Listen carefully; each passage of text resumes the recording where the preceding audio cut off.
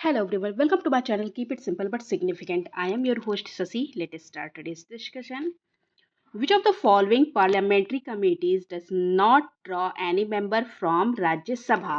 तो कौन सी ऐसी पार्लियामेंट्री कमेटी है जिसमें राज्यसभा का कोई भी मेंबर नहीं होता है? तो ये है committee on estimate. Answer is ए. प्राक्कलन कमेटी इसको कहते हैं हिंदी में.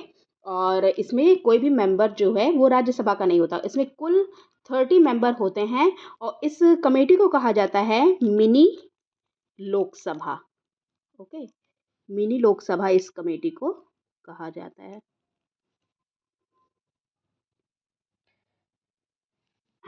What are the basic functions of public account committee? Public account committee का बेसिक फंक्शन पूछ रहा है, तो देखते हैं. तो इसका बेसिक फंक्शन है to examine the statement of account showing the income and expenditure of state corporation trading manufacturing schemes and projects. Answer is A. There are directive principles of state policy was adopted from which of the following? कहाँ से adopt किया गया है directive principles of state policy को? तो इसको adopt किया गया है आयरिश कॉन्स्टिट्यूशन से. और आयरिश कॉन्स्टिट्यूशन के अलावा इसमें प्रिंसिपल्स ऑफ गांधीज्म हैं और जो रिलेट करते हैं social justice, economic welfare, foreign policy, ये सारी चीज़ें ली गई हैं. Okay.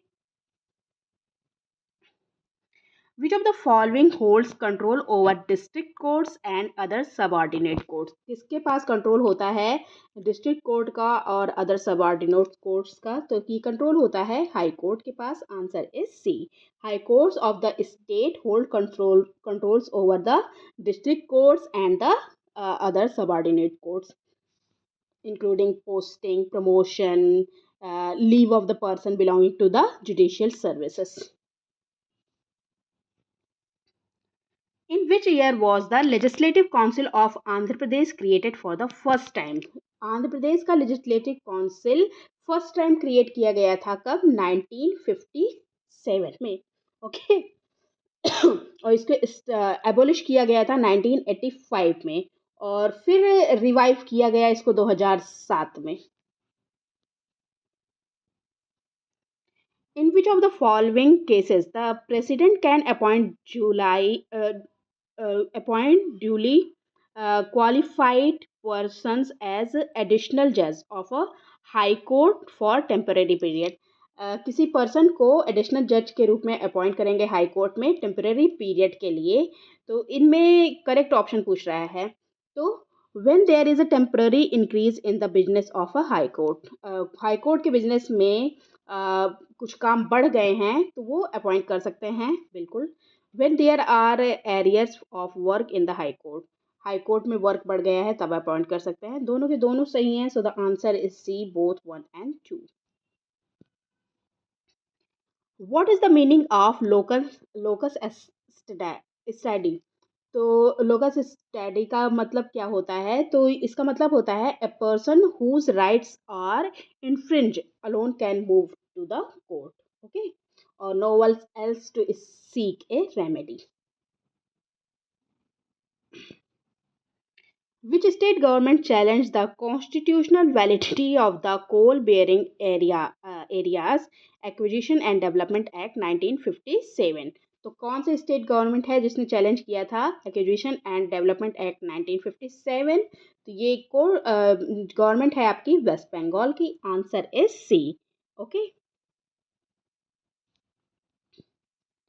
Which amendment provide for the reservation of the seats of the Lok Sabha for STs in Meghalaya, Arunachal Pradesh, Nagaland and Mizoram? कौन सा अमेंडमेंट एक्ट था जिसने reservation दिया गया लोकसभा में जो शेड्यूल्ड ट्राइब्स हैं मेघालय, अरुणाचल प्रदेश, नागालैंड और मिजोरम की? तो ये था 51st. Answer is C.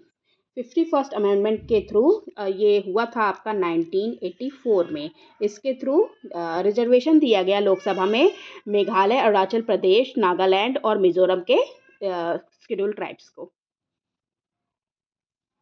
The higher court issued a writ to lower court preventing it from exceeding its jurisdiction. This is refer to what? High court अपने लोअर कोर्ट को रिट जारी करता है कि आप अपनी जो जुरिडिक्शन है उसको एक्सीड नहीं कर सकते, प्रिवेंट कर देता है, तो इसको कहा जाता है prohibition. Answer is B. That's all for today. If you like my video, please do like, comment, share and subscribe. Thank you.